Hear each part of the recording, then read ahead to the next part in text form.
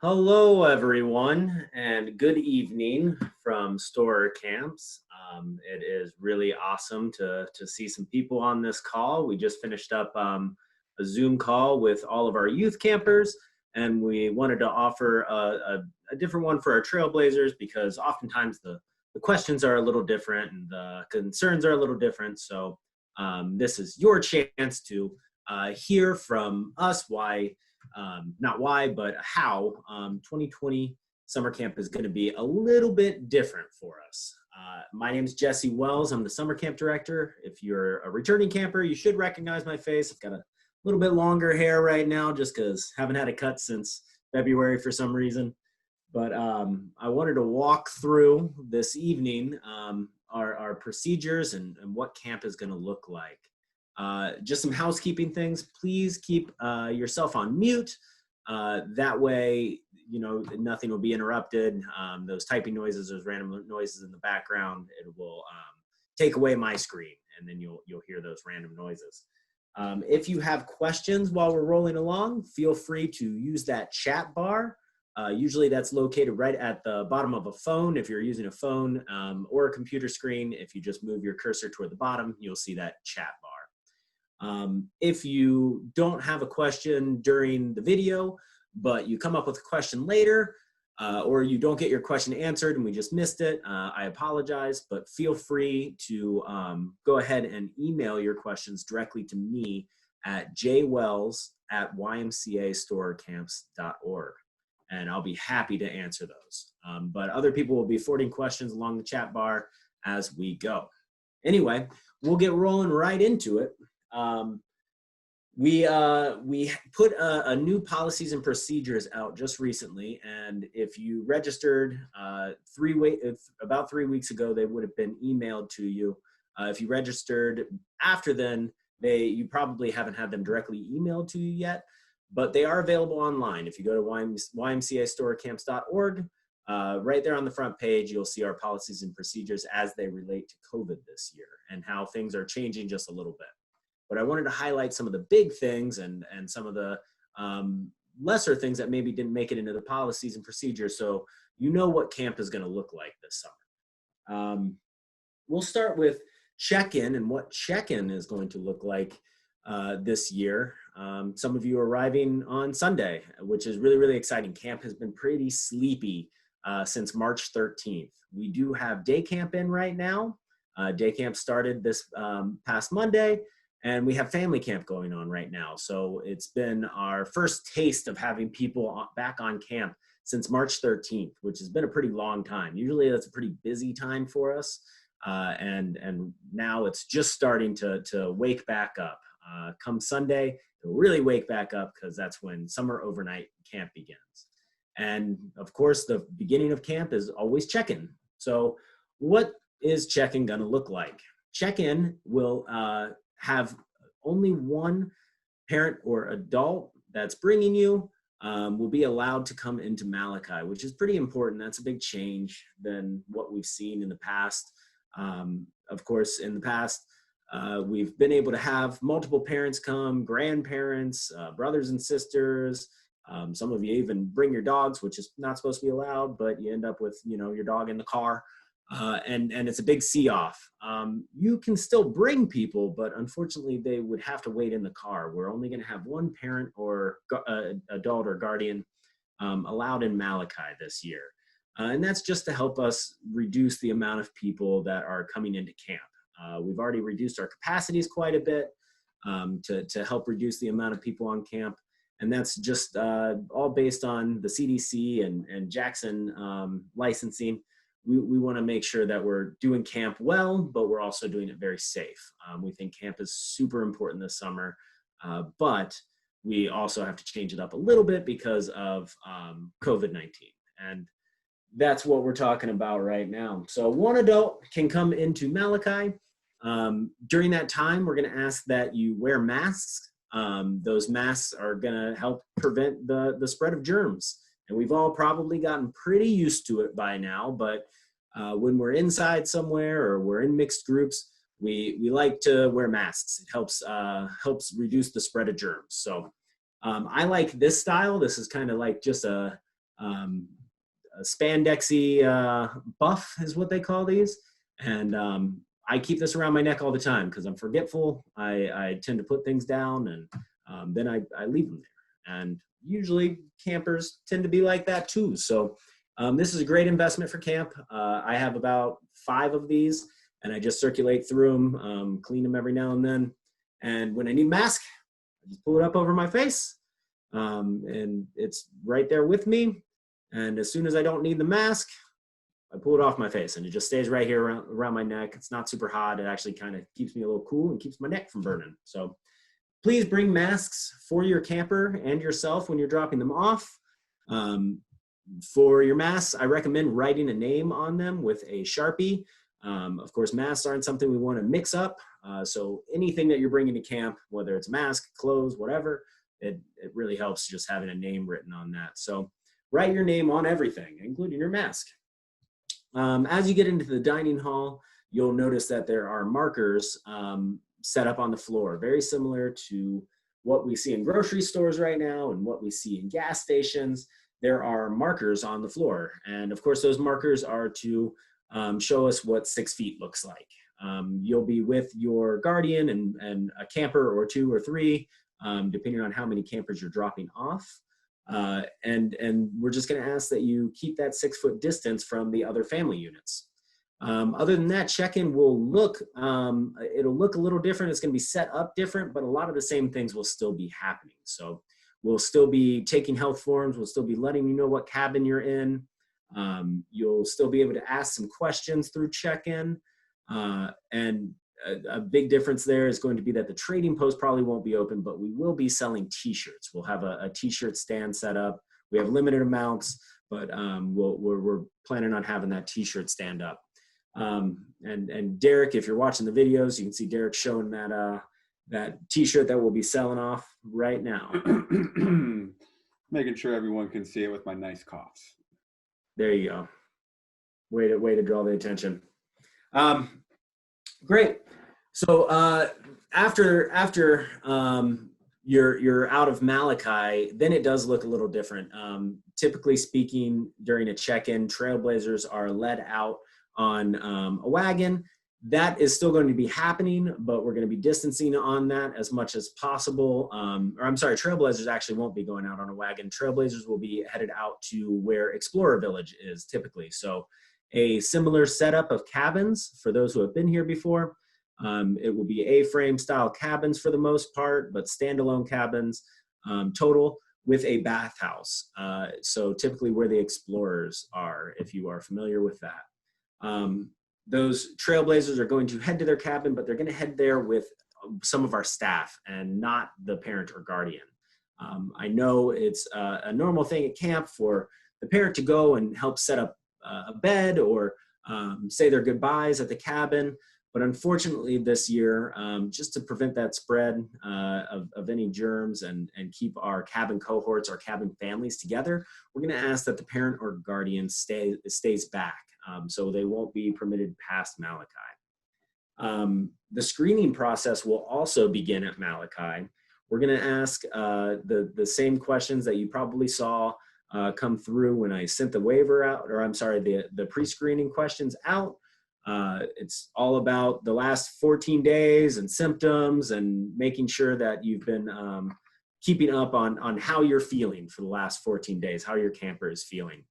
We're also going to take temperatures of the parent or guardian and the camper, and that's the first time of many times that the camper is going to get their temperature taken, because we're going to do those screenings at every breakfast and every dinner. It won't be as extensive each time. The first one's fairly extensive, and the next ones are just quick forehead temperature taking and then asking about symptoms, and that's it. And that all gets logged, and then we move on from our day. The forms that will be collected at the check-in are the same forms as every year. You're looking at your health form. If it's not already in, please turn it in if you haven't. They're available at the resources tab at ymcastorcamps.org. But the health form, camper release, scan of your insurance card, but the new one is the COVID waiver. Basically, it states that you're checking off that you're familiar, that there's a little extra risk to camp this year. And that's the reality of the situation. When we're around other people, we're running a bigger risk no matter where we go. So there's a bigger risk to camp this year. But with that being said, we're doing everything that's required and more from our Jackson camp licensing and the CDC. We've taken their steps and moved even a little further with them to make sure that we're offering camp, which is super important, but we're doing it safely, which is what we're talking about tonight. So that COVID waiver was sent out to you if you registered 3 weeks ago or earlier. If you haven't registered or you registered a little earlier, please go to the resources tab at ymcastorecamps.org and you will see that COVID waiver available right there as well. And you can take that, print it off, and have it all checked, and it'll save you time at the door. We will have those forms available, just like we do with camper releases and everything else. They're available at the door, but checkout's already going to go a little slower this year with the screening and the distancing. So we want to hopefully have everyone as prepared as possible. As far as medication is the same as always. Make sure that it's in its original container. Make sure that it is in a little plastic bag along with the container inside with the camper's name labeled on them. It helps our organization at camp.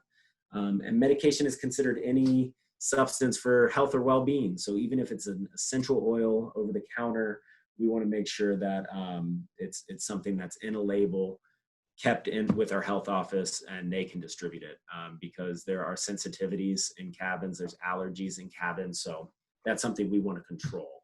So even if it's a multivitamin, please check it in with our health officer, so that way we don't end up finding random things in as a kid's taking a pill and all of a sudden you get a weird call home like, what pill is your kid taking? Was that a vitamin?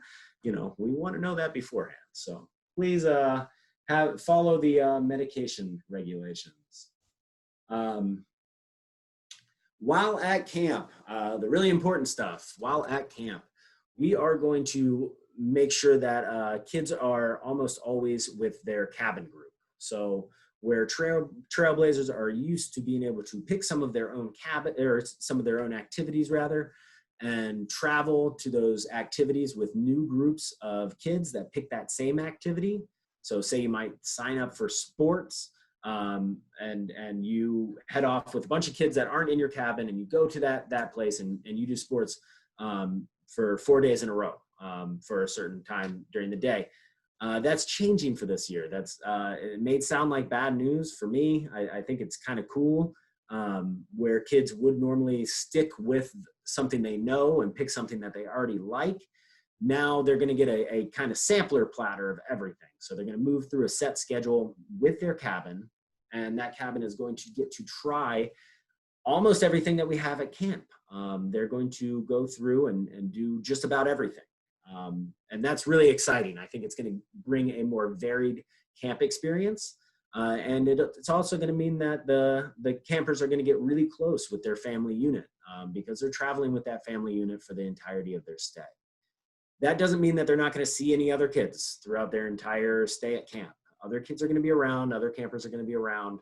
We're still having campfire, but campfire is going to be distanced. It's going to be out in Malachi Field. It's going to be spread out a little bit more so that we don't have people right on top of each other like we did at the traditional campfire spot, which was chapel. Those little things have to change so that we can keep distance and eliminate the spread of germs. Campers will be asked to wear masks during certain times of camp. Basically, those times are by design. We've tried to design camp to where they didn't need masks very often. One of the few times they might need masks is going into the dining hall before the meal. We might ask that people wear the mask until they get their food, just because it's an area where a lot of cabins are inside at once, and then they can have their mask on while they're waiting to get their food. But once they get their food, it's a little hard to eat with a mask on, so you would be able to take that mask down and eat at your cabin's table. Which does bring me to meals, which will be a little different. Typically, we eat family style here at camp. For those unfamiliar with that, that means that you get a tray of food and you bring it back to your cabin's table, and then you pass around the big serving bowls or dishes of food, and everyone takes what they want from that as that tray or bowl comes around. Of course, when you do that, you're sharing utensils. People are holding things near their face, passing it along to other people. And that is a mechanism for spread of germs. So we want to make sure that we eliminate those mechanisms where we can. So we've moved toward a single plate for each camper. So when a cabin gets called up, instead of one person going up, the whole cabin will get up. They'll go in through the indoor. They will get their plate, and then they'll move out of the outdoor and go have a seat. For Trailblazers, like I said, you're over at Explorer. So where you're used to eating in Frontier, you'll actually be eating Malachi this year. So some of you, it'll bring you back to your roots. But because we reduced our capacities so much and we've moved all of our programming to North Center because those capacities are pretty low, it just made sense to run everything out of Malachi. So all check-in, most meals, just about everything is running out of Malachi. Sleeping arrangements will also look slightly different. We've reduced our capacities, so in most cabins, we're going to have a camper at each bunk. So one camper per bunk. So there wouldn't be someone on the top bunk or the bottom bunk. In most cabins, some cabins are a little bit more reduced in size than others. But where we can, we're going to do that. And we're also going to have campers when they're next to each other or sharing a bunk, they will be head to foot. So if one camper is laying down here, here's their head, they're like this. The other camper will be on the top bunk or the bunk next to them, head to foot. That way we get the most distance between faces because this is where most of the germs come from, right? We sneeze, we cough, all those things, they spread germs. And we're not going to be wearing our masks when we sleep. I mean, you're welcome to if you want. It's probably not very comfortable, but when you're with your cabin cohort, you do not need to be wearing your mask. That's why we have it together, that's your family unit. So you are able to take the mask down, you're able to take it off, put it in your pocket if you want, if that makes me more comfortable. Again, I keep mine on my neck. And when you're sleeping in your cabin, of course, you don't want to be wearing a mask, but we want to distance as much as we can. Activities are staying mostly the same. So if you loved coming to camp and shooting archery, you'll still get to shoot archery. If you love coming to camp and playing disc golf, you're still going to love to play disc golf. They're going to look the same. We're not changing things up greatly in that area. The one thing that will look different is when you are first getting there and when you are leaving that program. Our big theme this year is just cleanliness and good hygiene and making sure that we're helping eliminating the spread of germs. So everyone that comes to a program, there are hand sanitizers at each program. You're going to get some hand sanitizer. Make sure you sanitize your hands. You'll be doing the program that was just sanitized, by the way. Everything at the program gets sanitized. You perform that program, say throw a disc. You get done. You then use hand sanitizer again. Everything that was touched gets sanitized, and then you move on to your next activity. So cleaning will be everyone's job. Our counselors have been well trained in that sanitation process. Our housekeeping team is doing an awesome job upping their game so that everything can be nice and clean and sanitized each time a camper gets to a new spot. So that's our goal with that. There are two activities, though, that we just can't see a way to properly sanitize and properly perform with the standards that we're trying to follow. And those two activities are the high adventure course and sailing. So unfortunately, those programs, they are a lot of fun, and we are planning on having them back in 2021. But for this year, based on the standards that we're trying to follow and the cleanliness and sanitation, we are going to not use the high adventure course and not use the sailboats. There's just not a great way to sanitize those or perform those where we can distance and keep them clean. So those are the two programs. Cabin mate requests is the last note I have on here to talk with you about. I know it's a really important thing for everyone. You have your best friend coming to camp, you have your 5 best friends coming to camp, and you put them all on your cabin mate requests. And normally we say that we guarantee that you at least get one. Unfortunately this year, because we are, our capacities are considerably lower in the cabins, it takes away a lot of our flexibility. So we aren't guaranteeing a cabin mate request, but with that being said, we are taking them very seriously. We're taking them very seriously, and we're trying our best to make that cabin mate request happen, but we don't want to make a promise that we can't fulfill. So that's why we're not saying we guarantee it, but we are taking them very seriously. Camp is still going to be a lot of fun. Camp has been sleepy. Camp has been quiet. We just started waking up this week. Now, come Sunday, overnight camp starts, which is my whole deal. I know it's most of your whole deal. So we get to breathe life into camp. We have to have this meeting. We have to have a lot of communication because we want you to know why and how it's going to look different. With that being said, I'd love to answer some of your questions as we're going around, or if I forgot anything, I have some team members that'll pop in, but I'll just look here and see if we have any questions, or if Brian, you saw someone as we're going, feel free to pop in. How will you enforce the 6-foot distancing during meals? Oh, Kate already answered that. Yep, on top of Kate's answer, we also will have staff around the dining hall, especially monitoring how many people can go to the bathroom at once. And we also have social distancing stickers on the ground while cabins are in line to get their food. And Derek asked, what time is checkout on Friday? That is from 1 to 2 p.m. And Jesse forgot to talk about horses, so I'll let Jesse have that section about horses, but real quick, the tables are spaced out in the dining hall. I see a question about that. So we have all of the tables popped up. So we'll have 31 cabin tables popped up, but only a portion of them will be used each one of our split meals, and they will not be next to another cabin while they're eating directly. Great, yeah, and horseback rides, I did forget to touch on this, so thank you for all the people that started asking that question. Horseback rides are going to be different. We are still having every cabin go and visit the barn at least once a week.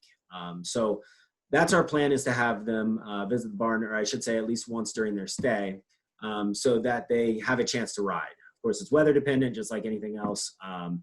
But instead of horseback riding lessons or trail rides, where a group would sign up for those things and then go with a different group of kids away from their cabin to go do those things, we are going to have the cabin group go all together.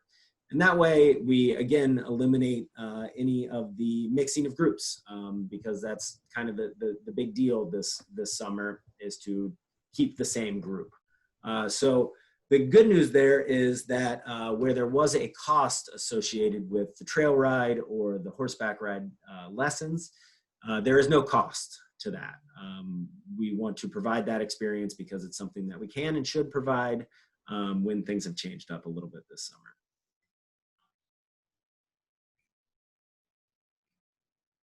So Jesse saw a question about air circulation in the cabins. Yes, we have fans in all of the cabins. If a child misplaces their mask, we do have some disposable ones available. What will the weekend look like for 2-weekers? Jesse, I'll let you talk about the schedule for that. Yeah, the weekend for 2-weekers will look slightly different, but not a ton different. They're still going to have a little bit more say in what they do during the weekend, because that's kind of the fun of staying over for 2 weeks, is you get a little bit more of camp to yourself. So they get a little bit more say in their cabin groups of what's going to happen. We're not going to do the overnight like we have done in the past, just because tents are one of those things where kids get awfully close to each other, and we're trying to distance even within our cabin groups. We don't want to be right on top of each other. So some of those tents, it's 3 kids to a tent, and they're almost shoulder to shoulder. So we don't want that situation to happen. But with that being said, they get extra swim time. They get to stay in bed a little longer. They get a later breakfast. And then they get the freedom of having camp a little bit to themselves, and the ability to guide that a little bit, which is the fun of being a 2-weeker. I saw a great question about whether the 2-weekers will get to do the high adventure course. Our high ropes course is closed this summer just because of the ability to sanitize the individual stations that are up in the air. Each 2-week cabin will get an opportunity to climb if they would like on our climbing wall, however. Next question seemed to be a general question. We asked that 2-weekers bring enough laundry for 2 weeks. I know it seems like a lot. We do have laundry available if it's an emergency at camp, but we don't have the facility to do all of the 2-weekers laundry over the weekend. So please bring enough laundry for 2 weeks. A couple of additional things about sanitizing and washing. Outside of Malachi, we've installed 3 outdoor sinks, so all of the campers will wash their hands before they enter for any one of the meals with soap and water. We also have hand sanitizer stations, portable hand sanitizer stations made in program areas that normally wouldn't have running water. So for instance, the basketball court or Gaga, there are portable hand sanitizer stations there now for campers to use prior and after that activity. And then activities where they would be inside, like arts and crafts or outdoor cooking, even though that's outdoor, they would have access to washing their hands before and after. And Kate, our team director, was my minder for something real quick. We've made enough changes to where I make mistakes every now and then, and I said that 2-weekers for Trailblazers, we're not doing an overnight. Our youth camp is not going to do the overnight. Our Trailblazers, the plan is to do an open air overnight, to where kids would be staying, if the whole cabin group agrees to it, kids would have the ability to stay out on tarps with their bedding, so it keeps them dry and off the ground, but then they can space on that tarp and be a little bit farther away from each other, and then be under the stars for the evening. But that's something that the whole cabin needs to talk about and agree to, so that way we're not putting anyone outside of their comfort zone. I do see the question about how many kids there will be in a cabin. Under 10, where we've had up to 14, most cabins right now are about 6 kids per cabin. So that's about half of what's normally in a cabin. We're looking at about 6. I also saw the question of, what if a camper does get sick? What if a camper does get, I think the question is, what if a camper gets COVID at camp? We probably won't know right away if it's COVID. We don't have testing at camp, but what we do have is the screening process. And the screening process screens for symptoms like a temperature, a cough, nausea, diarrhea, and shortness of breath. And there's a lot more on that symptom list as well.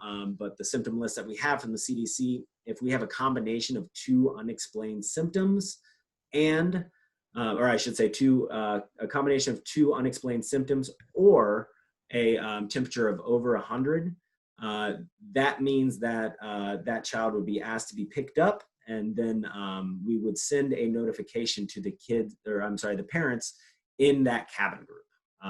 That cabin group has been pretty separate from everybody else, but we would let the other parents in that cabin group know that there is a suspected case in that cabin. If we had that confirmed later on, then we would let you know the update that was confirmed as well. So that's how we follow that, and that's for our staff as well. Saw a great question about Gaga and how many kids can be in that. That's a cabin rotation activity now. It's not just an open activity for people to use. So definitely will be controlled within their cohort, sanitizer entering and exiting the Gaga pit.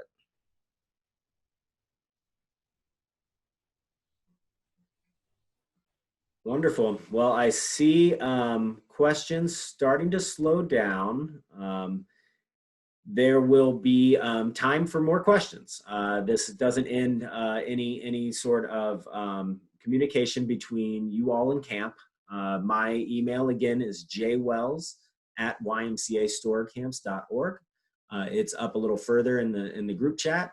We've also recorded this chat, so we're going to have this posted to our YouTube channel as well. Just search YMCA Store Camps, and this will be on there. So if you missed anything, if you forgot something later on, feel free to check it out on there. If a friend says, "Oh my gosh, I forgot about the Zoom," they can come and check it out on there as well. But I'm planning on sending that out in an email as well, so that people can have access. I do see one last question that I'll hit before saying goodbye in case it got missed. Do we need to put money in Camp Bank? You do not need to put money in Camp Bank. We don't have a real plan on running the trading post too much this year, if at all. So please, if you haven't put money in the Camp Bank, you don't have to worry about it. There's not trail rides to buy for. There's not a trading post that will be open much, if at all. However, when you come to check in, Derek, can you make some noise? Oh, his thing's on mute. So when you come to check in, that shirt will be available for purchase, and we'll be able to take credit card or cash, ideally cash, at check-in. And I believe that's $18 for that T-shirt. Campmail is still working the same way. Campmail is, if you saw in the check-in, we still want campers to get mail. I should say Campmail coming in. We typically do postcards going out. We're not going to be doing the postcards going out this year. So it'll be mostly Campmail coming in. Anyway, wanted to thank all of you for joining us this evening. I really appreciate the fact that you all took some time to learn about what camp's going to be like, so that you can be prepared, because it will be a little bit different. We wouldn't do it if we didn't think it was going to be fun. We wouldn't do it if we didn't think it was important. And we absolutely wouldn't do it if we didn't think we could do it safely. So with that, I give you a good night. Hopefully I get to see all of your smiling faces in just a week, or, well, a few days, a few weeks. And we'll get rolling and having some fun this summer. Thank you all.